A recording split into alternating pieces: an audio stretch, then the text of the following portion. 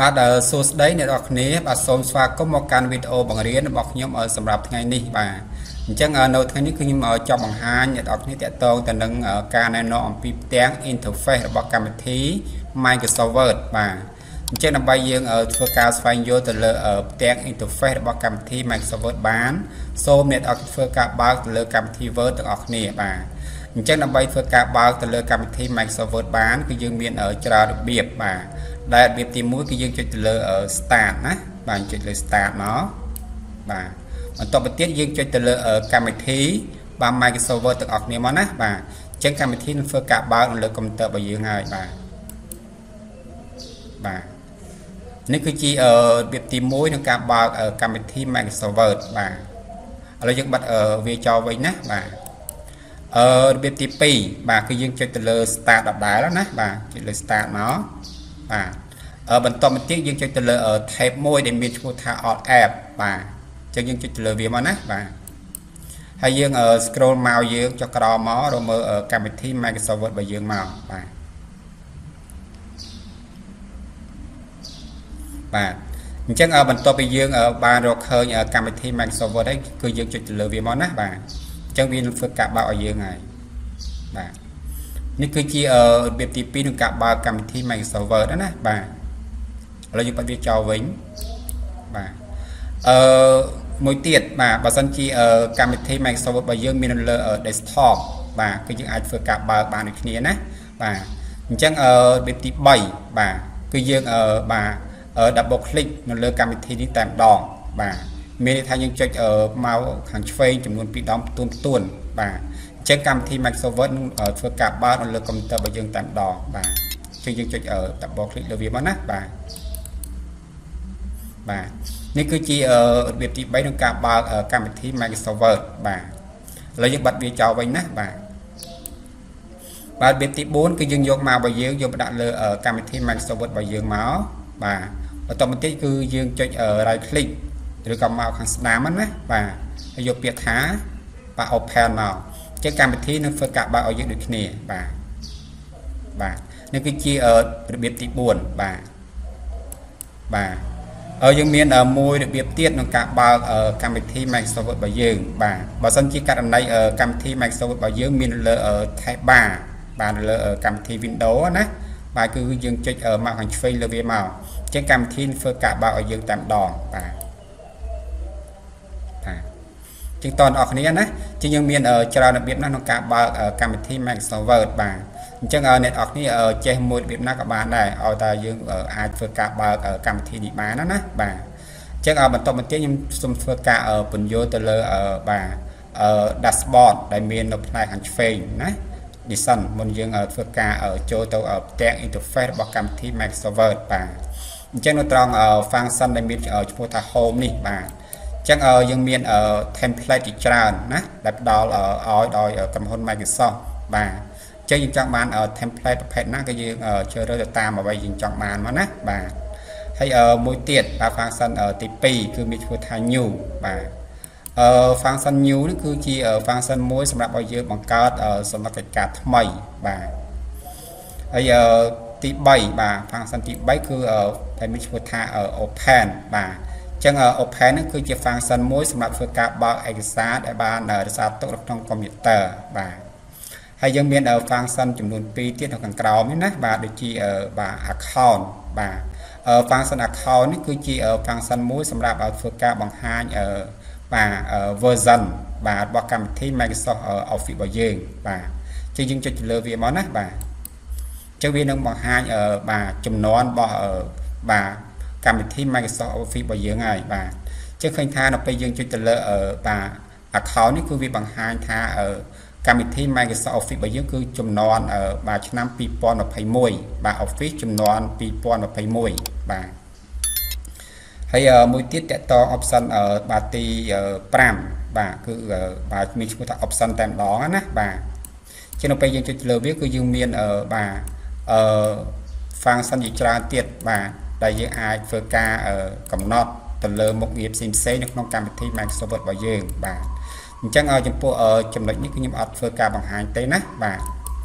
ព្រោះអីយើងថ្ងៃនេះយើងសិក្សាទៅលើការណែនាំអំពីផ្ទាំង interface របស់កម្មវិធី Microsoft Word ទេបាទអញ្ចឹងខ្ញុំសូមធ្វើការបិទផ្ទាំងនេះចោលវិញណាបាទនេះហើយគឺជាផ្ទាំង interface របស់កម្មវិធី Microsoft Word ណាបាទអញ្ចឹងជាចំណុចចាប់ដើមគឺខ្ញុំសូមធ្វើការបង្ហាញទៅលើរបារ color នេះសិនណាបាទអញ្ចឹងរបារ color នេះគឺមានឈ្មោះថា title bar បាទអញ្ចឹងក្នុងរបារ title bar គឺមាននីតិសម្រាប់ធ្វើការបង្ហាញឈ្មោះឯកសាររបស់អ្នកទាំងអស់គ្នាបានធ្វើនៅលើកម្មវិធី Microsoft Word ណាបាទឧទាហរណ៍ថាបាទឯកសាររបស់យើងគឺមានឈ្មោះថា document 1 អញ្ចឹងណាបាទហើយបាននេះផងដែរគឺមាននីតិសម្រាប់បង្ហាញឈ្មោះកម្មវិធី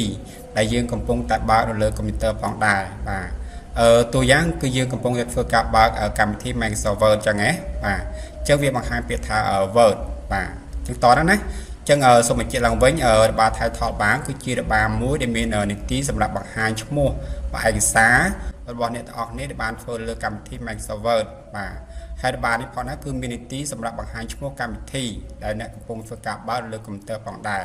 បាទមួយទៀតតកតងទៅនឹងរបារខាងក្រោមនេះបាទអញ្ចឹងរបារខាងក្រោមនេះគឺមានឈ្មោះថា menu bar បាទចឹងក្នុងរបារ menu bar គឺយើងមាន function ជាច្រើនឬក៏ tab ជាច្រើនជា tab file បាទ tab home បាទ insert បាទ draw បាទ design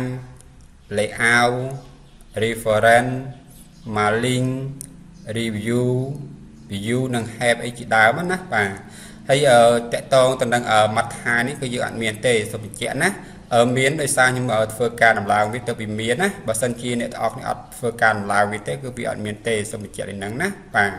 ហើយមួយទៀតតកតងទៅនឹងផ្ទាំងខាងក្រោមនេះបាទអញ្ចឹងផ្ទាំងខាងក្រោមនេះគឺមានឈ្មោះថាផ្ទាំង ribbon បាទចឹងក្នុងផ្ទាំង ribbon គឺយើងមាន tool ជាច្រើនដែលមានតួនាទីផ្សេងគ្នាបាទចឹងចាំយើងធ្វើការអនុវត្តបាទឬក៏យើងដឹងអំពីរបៀបប្រើប្រាស់ទៅលើ tool នីមួយៗនៅក្នុងបាទផ្ទាំង ribbon នេះបាទនៅក្នុងលំហាត់របស់យើងបន្ទាប់ណាបាទហើយចំពោះ tool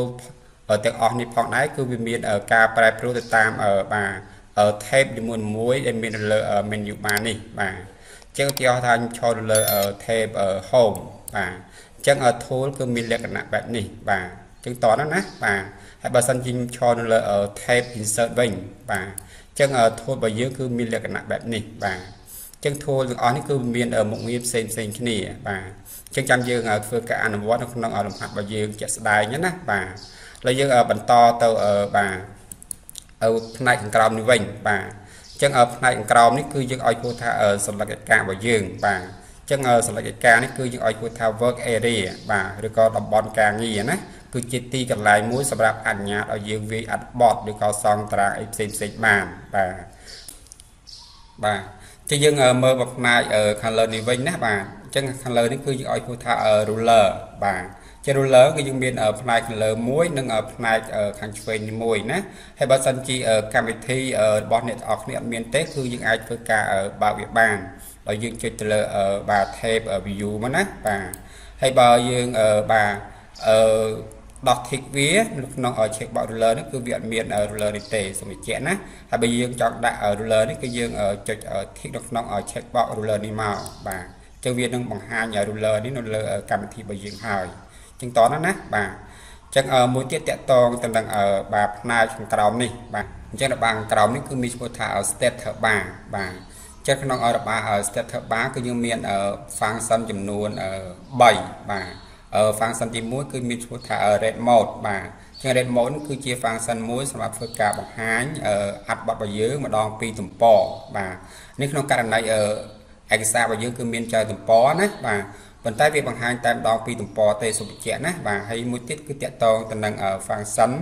មួយទៀតគឺមានឈ្មោះថា print layout បាទជាកាលណាយើងចុចទៅលើវាគឺវាបង្ហាញលក្ខណៈបែបនេះបាទមានន័យថានៅពេលយើងចុចទៅលើ function print layout នេះគឺវាបង្ហាញ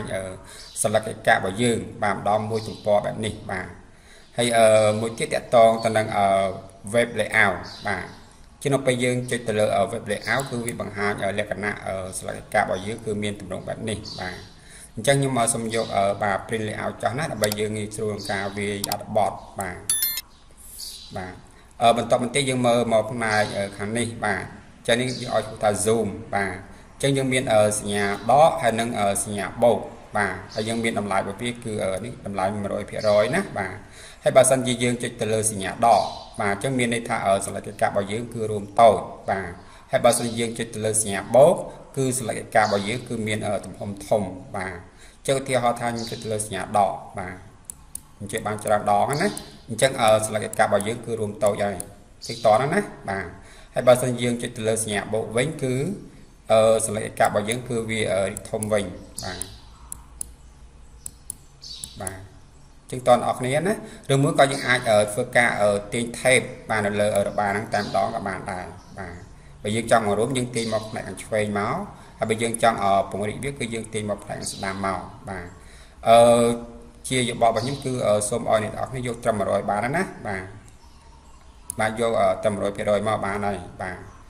ហើយមួយទៀតតកតងទៅនឹងបាទរបារមួយនេះបាទអញ្ចឹងរបារមួយនេះគឺមានឈ្មោះថា scroll bar បាទអញ្ចឹងរបារ scroll bar នេះគឺជារបារមួយសម្រាប់ធ្វើការរំកិលមើលអត្ថបទរបស់យើងពីលើចុះក្រោមឬក៏ពីក្រោមឡើងទៅលើបាទអញ្ចឹងវីដេអូរបស់ខ្ញុំគឺមានតែប៉ុណ្្នឹងទេសម្រាប់ធ្វើការបង្ហាញអ្នកនរគ្នាបាទបើសិនជាអ្នកនរគ្នាពេញចិត្តនឹងវីដេអូរបស់ខ្ញុំបាទសូមអ្នកនរគ្នាជួយចុចនៅ Subscribe នៅ Channel YouTube របស់ខ្ញុំម្នាក់មួយមកណាដើម្បីលើកជាកម្លាំងចិត្តក្នុងការធ្វើវីដេអូបន្តទៀតបាទអញ្ចឹងសូមអរគុណបាទ